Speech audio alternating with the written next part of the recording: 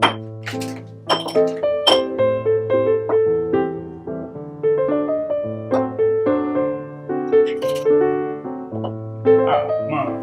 so we just gonna get started, man. And the way we do it is it's called over a drink. We sit, we rap over a drink, we talk about what it is you do. It's usually a cocktail. I see you rocking. You went with the green tea. Green tea. A lot of cats. I'm like the last of the drinkers, it seems, man. But I ain't letting y'all change me, man. So I went and stopped and got myself a little bottle of Cabernet on the way over. That's cool. You know, so I ain't gonna go extra heavy on you. Like I was gonna bring some cognac. And I was like, it is 2:30 in the afternoon. Little toast, man. Yes, sir. And like I said, man, when we spoke on the phone, man, I just want to celebrate you today, brother. Like you doing a lot of positive things in the community with yourself. Yeah. For people who may not know or you need to be reminded, who are you, man? Man, I'm just a humble kid from Southwest Philadelphia, man, with a dream. For real, man. And just a kid, man, I just want more for myself, family, and friends, man. God put me on the path to do some amazing things, work with some amazing people, do some good things for my community, and I'm just trying to, complete that task. What has your path been? My path been art, music, and fashion, and humanitarian work, feeding people on Thanksgiving, giving gifts away for Christmas, brunching with the elderly, sneaker drives, size drives, anything you could think about humanitarian work and giving back, I've done it. Why? I'm just doing the things that wasn't done for me in my community. That weren't done That wasn't done. Kenny Gamble is one of my mentors. And man, he always just say like, the time that we're here is so minuscule. Like it's not, you born, you got a little time to play around, and then, that's that. It's up to you to decide what you want your legacy to be. Like there's a lot of cats who would look at it and be like, well, shit, this stuff ain't happened for me, man. So they don't even make the connection that I should be doing this for other people. You take care of your community, you take care of your neighborhood. So that's always been a thing for me. I love Philadelphia, but I'm from Southwest Philadelphia, and I feel like you have to take care of home first. Do you still do the kickback? Yeah, we're going on our 7th. Yeah, that was our 6th year. We're going on our 7th year. The kickback is a platform for all artists, painters, singers, rappers, folks who do poetry, to display their talent. But not only is that platform, we kicking back to the community. So the only way you was getting into my events if you was bringing canned goods or old clothing for the less fortunate. So look, man, I love music. I love humanitarian work. I put them together. I'm the hip hop humanitarian, and it worked out for me. I'm on the Instagram. I'm scrolling through, and I see this right here. Be a humanitarian. Actually, the one I seen said, be a humanitarian, not a drug dealer. Yeah. And that's the one that really threw me. Yeah. Because I'm like, dude, that's super official. Like that, I don't care if I'd have seen it on a billboard, I'd have stopped and taken a picture of it. If I'd have seen it, you know what I'm saying? Yeah. So what is the motivation? This is the clothing line. Now how deep does the clothing line go, first of all? It's more than just these t-shirts. Yeah, right? It's my name. It's Lamont Latif. That was my name, and I'm just putting out to the world what's inside of me. I'm unlocking who I am and just putting it out. My thoughts, my art, my gifts. I'm just throwing it out to the world. The idea behind it, like this one's be a humanitarian, not a gold digger. Yeah, it's really like be a giver, not a taker. There's so many people out here just taking, and not even understanding. It's not even on their conscious who they hurting. They just taking. Being a humanitarian, not a drug dealer. My dad was a known drug dealer. At the end of the day, that lifestyle, he got taken away and left so many people hurt. So it's just the decisions you make. Even a gold digger, you taking. How about giving?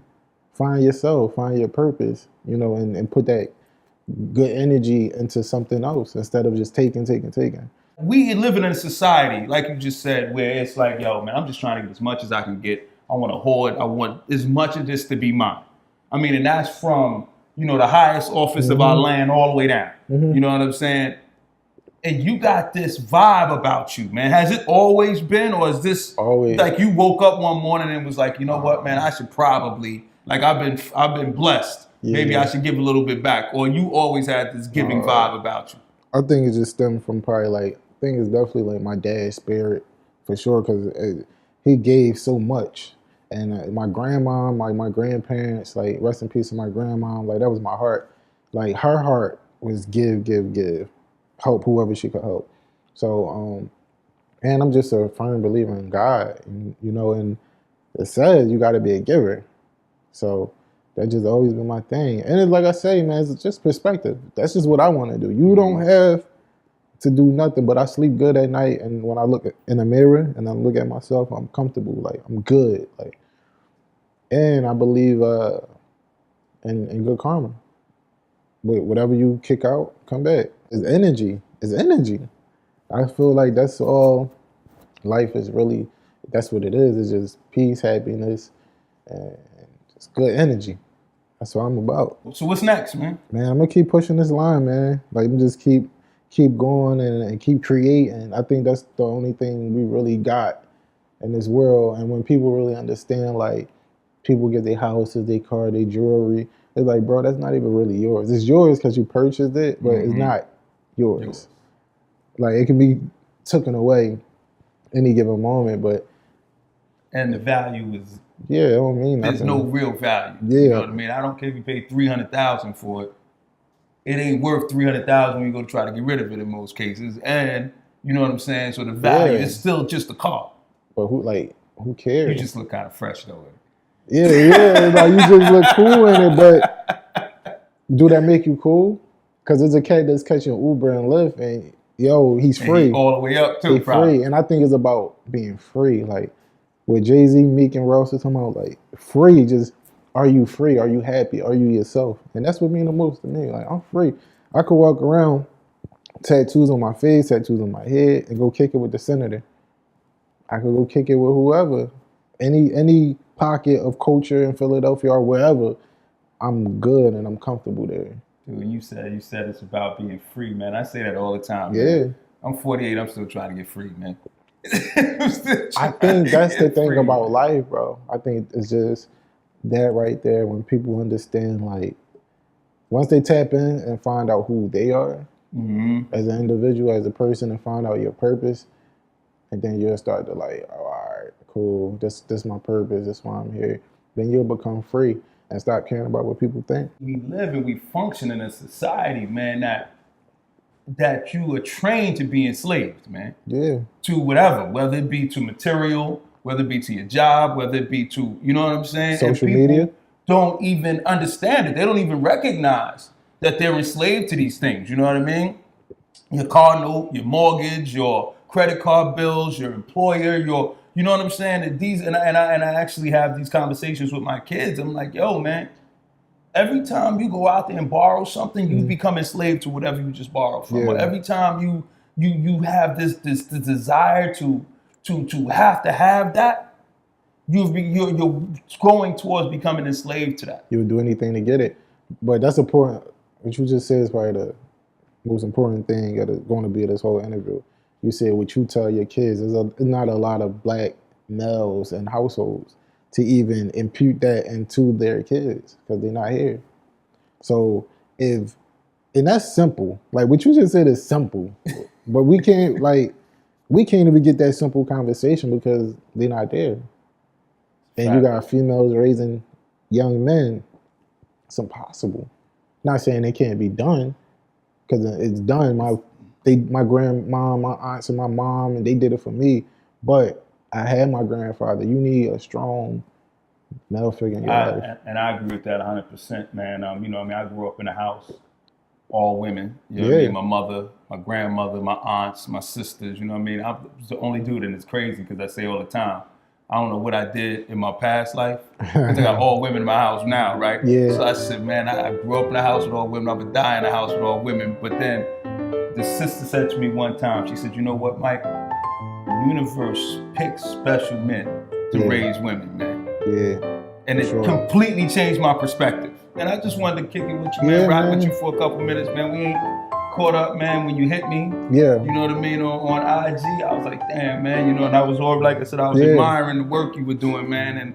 And I already admired the work you were doing. Yeah. The community work you were doing, you know what I mean? And I liked watching you on Instagram and watching the way you were moving and and your energy. And it's funny because you can look at a photo even and really get a feel for a person's energy. You know what I'm saying? And whenever I looked at your Instagram, because you talk about the tattoos and all of that, I said, but you don't never come across as wanting to be the tough guy or wanting to be the bad guy or wanting to be the hard dude. Like you always look like you was having a good time. I love art.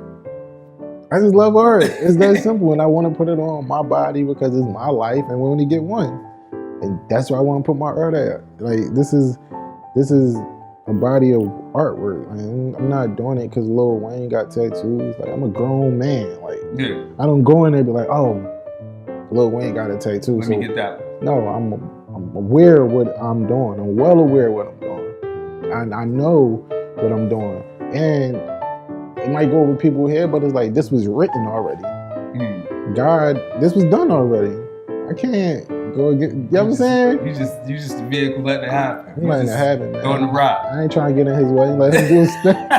Mont, brother. That's how we do it, man. We have a drink. My drink is just about done. That was my last sip. My God. You know what I'm saying? We do it over a drink, man. I appreciate you coming out, kicking it with me for a couple minutes, brother.